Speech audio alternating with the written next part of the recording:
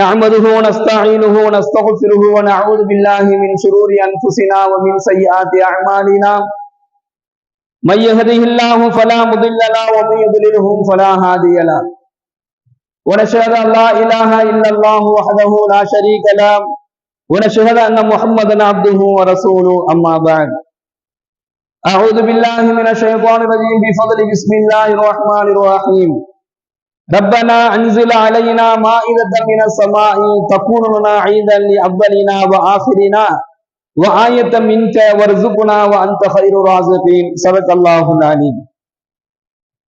கண்ணியத்திற்குரிய அல்லாஹ்வின் நல்லடியார்களே, சகோதரர்களே, ரப்பனா அன்சில் அலைனா மாஇதத்தன் மினஸ் ஸமாஇ, எங்கள் இறைவா, வானிலிருந்து எங்களுக்கு உணவு மறவையை நீ வழங்குவாயாக. தக்கூனு லனா ஈதன் லிஅவ்வலினா வ ஆகிரினா, அப்படி நீ வணங்கினால், நீ எங்களுக்கு வழங்கினால் அது எங்களுக்கும் எங்களுடைய முன்னோர்களுக்கும் எங்களுக்கு பின்னால் வரக்கூடியவர்களுக்கும் ஆயத்தம் மின்க, அது உன்னிலிருந்து வந்த ஒரு அத்தாட்சியாக இருக்கும்.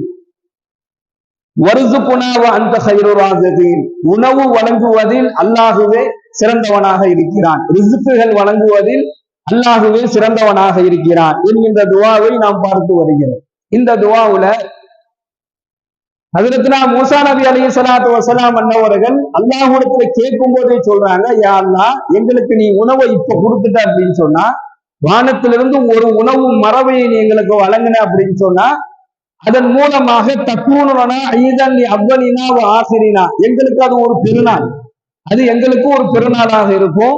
அது மட்டுமல்லாமல் எங்களுக்கு முன்னால் வாழ்ந்தவர்கள் எங்களுக்கு பின்னால் வரக்கூடியவர்களுக்கெல்லாம் ஆயத்தம் நினைத்த உன்னிலிருந்து அது ஒரு அத்தாட்சி என்பதாக சொன்னாங்க. அதே மாதிரி அல்லாஹ் அவர்களுக்கு வானிலிருந்து உணவு மறவையை அல்லாஹ் கொடுத்ததை அல்லாஹ் குர்ஆன்ல பதிவு செய்யும் பொழுது இது நமக்கு ஒரு அத்தாட்சியா இருக்குது. என்ன அர்த்தம் அப்படின்னு சொன்னா, அல்லாஹ்விடத்துல கேட்பதை போன்று நாம கேட்டோம்னா அதை அல்லாஹ் எப்படி வேணாலும் கொடுத்துருவான். அதுக்கு உண்டான அத்தாட்சியாகத்தான் இந்த துவாவின் மூலமாக மூசா நபி கேட்ட இந்த துவாவை அல்லாஹ் தன்னுடைய திருமுறையில பதிவு செய்யறான். அல்லாஹ் கொடுக்கக்கூடியவனாக இருக்கிறான். வர்சுகுனா வ அன்த கைருர் ராஸிகீன், ரிஸ்குகள் வழங்குவதில் அல்லாஹ்வே சிறந்தவனாக இருக்கிறான் என்பதாக இந்த துவாவினுடைய கடைசி வார்த்தையை ஹஜ்ரத்னா மூசா நபி அலைஹிஸ்ஸலாத்து வஸலாம் முடிக்கிறாங்க. அது அல்லாஹ் குர்ஆன்ல பதிவு செய்யறான். இப்ப கண்ணியமிக்க சகோதரர்களே, கொடுப்பதில் அல்லாஹ் சிறந்தவன். அப்ப அல்லாஹ் யாருக்கெல்லாம் கொடுப்பான், யாரெல்லாம் அல்லாஹ்விடத்துல கேட்டா அது கிடைக்கும், யாரு கேட்டா அது தாமதமாகும், யாரு கேட்டா அது கிடைக்காது என்பதை பற்றி ஸல்லல்லாஹு அலைஹி வஸல்லம் அன்னவர்களும் அல்லாஹ் குர்ஆன்ல பதிவு செய்யறான். அதுல பெருமானார் ஸல்லல்லாஹு அலைஹி வஸல்லம் அவங்க சொல்றாங்க, யாரு கேட்டா அல்லாஹ் கொடுக்க மாட்டான் அப்படின்னு சொன்னா, முதல்ல அந்த நபர் யாரு அப்படின்னு சொன்னா அவருடைய அடையாளம் என்ன என்பதாக சொல்லும் பொழுது நபிகள் நாயகம் ஸல்லல்லாஹு அலைஹி வஸல்லம் அவங்க சொல்றாங்க, எவர் ஒருவர் அதிகமாக பாவம் செய்கின்றார், பாவம் செய்யறது தனக்கு தான் தெரியும், தான் பாவம் எவ்வளவு பாவம் நாம செய்யறோம், ஒரு எவ்வளவு நாம அல்லாஹ்விற்கு கட்டுப்படாமல் நாம இருக்கிறோங்கிறது அந்தந்த தனிப்பட்ட நபருக்கு தான் தெரியும், வேற யாருக்கும் தெரியாது. அவருக்கும் அல்லாஹ்வுக்கும் உள்ள விஷயம்.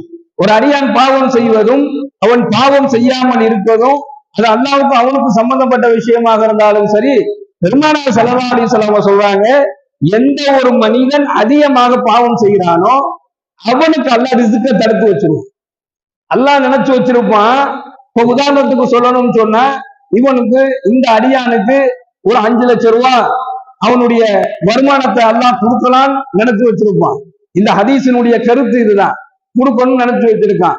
இந்த அடியான ஒரு பாவத்தை போய் செய்யறான். அந்த பாவம் அல்லாஹ்விற்கு வருத்தத்தை ஏற்படுத்தும். அல்லாஹ் பாவம் செய்யக்கூடிய அடியானை பார்த்து கோபப்பட மாட்டான், வருத்தப்படுவான். அல்லாஹ் அதுக்கு பின்னாடிதான் கோபம். அந்த பாவம் அந்த அடியான்ட்ட மிகைக்கும் பொழுது அல்லாஹ் கோபப்படுறான். அப்ப அல்லாஹ்வினுடைய அந்த பாசத்திற்கும் அல்லாஹ்வினுடைய அந்த கருணைக்கும் இல்லாத ஒரு நிலையில அவன் பாவம் செய்தவன் ஆயிட்டான் அப்படின்னு சொன்னா அந்த ரிஸ்க் அல்லாஹ் தடுத்து வச்சிருவான்.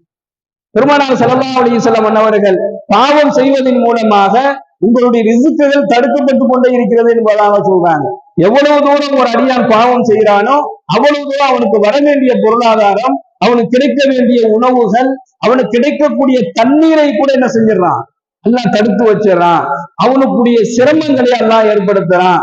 வறுமையின் மூலமாகவும் கடனின் மூலமாகவும் உலக தேவைகளுடைய பயத்தின் மூலமாகவுமே அல்லாஹ் அவனை வச்சுக்கிட்டே இருப்பான். உலக தேவையை நினைச்சு என்ன செஞ்சுக்கிட்டு இருக்கும், பயம் வந்துகிட்டே இருக்கும். இதெல்லாம் வறுமையினுடைய அடையாளம். இந்த மாதிரி பாவத்தை ஒரு மனிதனை ஒரு அடையாளத்துல மிகைச்சிருச்சு அப்படின்னு சொன்னா அவனுடைய ரிஸ்க்குகளை அல்லாஹ் குறைச்சிருவான். இவர் அல்லாட்ட எதை கேட்டாலும் இந்த தன்மையில பாவம் அதிகமாக செய்து கொண்டு அல்லாட்ட அவர் எதை கேட்டாலும் அல்லாஹ் கொடுக்க மாட்டான். அவனுடைய துஆக்களும் அங்கீகரிக்கப்படாது என்பதாக நபிகள் நாயகம் ஸல்லல்லாஹு அலைஹி வஸல்லம் சொல்லி காண்பிக்கின்றார்கள்.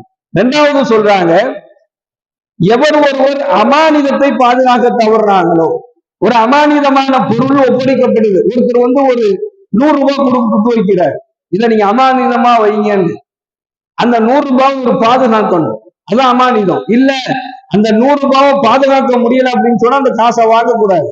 ஏன்னா அல்லாஹ் குர்ஆன்ல பதிவு செய்யறான், வானத்திட்டையும் அல்லாஹ் கேட்டான், பூமிட்டையும் அல்லாஹ் கேட்கிறான், அமானிதத்தை நீங்க சுமக்கிறீங்களான்னு சொல்லி கேட்டான். அமானிதத்தை நீங்க சுமக்கிறீங்களா அப்படின்னு சொல்லி அல்லாஹ் கேட்டான். இப்ப வானமும் சொல்லியது பூமியும் சொல்லியது அமானிதத்தை எங்களால சுமக்க முடியாதுன்னு பயந்துருச்சு. ஆனா மனிதன் அதை சுமக்குவதற்கு என்ன செஞ்சான், அதை ஏற்றுக்கொண்டான். அப்படிப்பட்ட ஒரு செயல் அது. அதை பாதுகாக்கிறது, அமானிதத்தை பாதுகாக்கிறது சாதாரண விஷயம் இல்ல.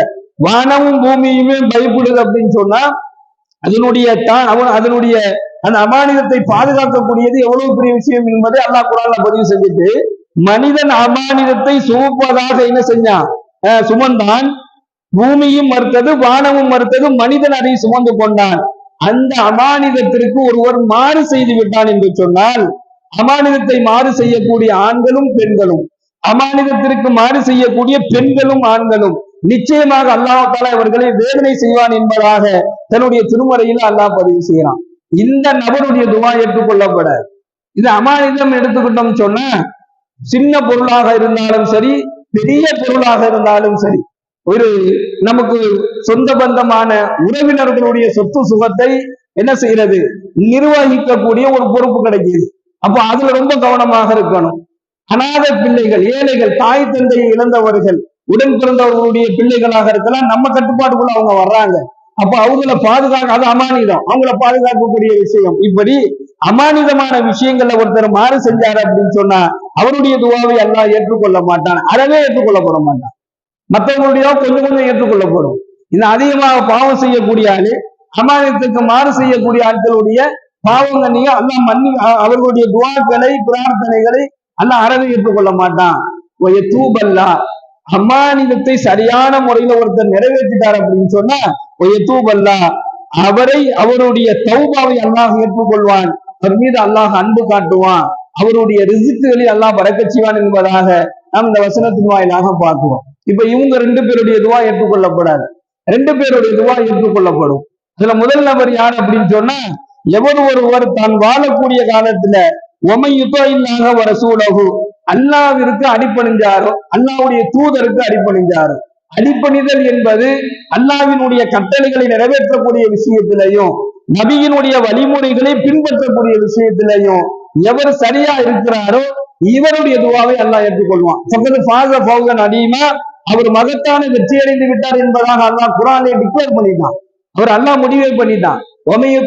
வரசூலகு, அல்லாஹ்வுக்கும் அல்லாஹ்வுடைய தூதருக்கும் நாம கட்டுப்பட்டு வாழ்றேன், அல்லாஹ்வினுடைய ஃபர்லான கடமைகளை, கட்டளைகளை நிறைவேற்ற, பெருமானார் காட்டி தந்த சுன்னத்தான வழிமுறைகளை பின்பற்ற, இந்த 2 தன்மை தான் இவர்கிட்ட இருக்குது அப்படின்னு சொன்னா அலிமா, அவர் வெற்றி அடைஞ்சிட்டாரு நல்லா டிக்ளரை கொண்டா குர்ஆன். இவருடைய துஆக்கள் என்ன செய்யப்படும், உடனடியாக அல்லாஹ்விடத்தில் அங்கீகரிக்கப்படும்.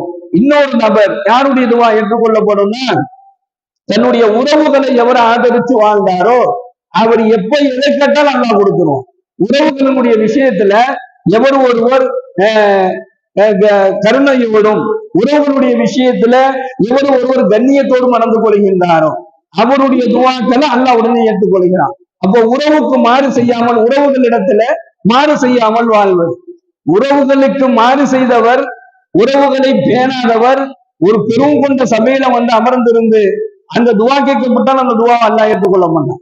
அப்ப உறவுகளுக்கு மாறு செய்யாமல் வாழக்கூடியவருடைய துஆ, அவர் எப்ப எதை கேட்டாலும் அல்லாஹ் அவருக்கு கொடுத்துருவான், அவருடைய துஆ அங்கீகரிக்கப்படும் என்பதாக நபிகள் நாயகம் ஸல்லல்லாஹு அலைஹி வஸல்லம் சொன்னாங்க. 2 பேரும் துஆ ஏற்றுக்கொள்ளப்படாது, 2 பேருடைய துஆ ஏற்றுக்கொள்ளப்படும்.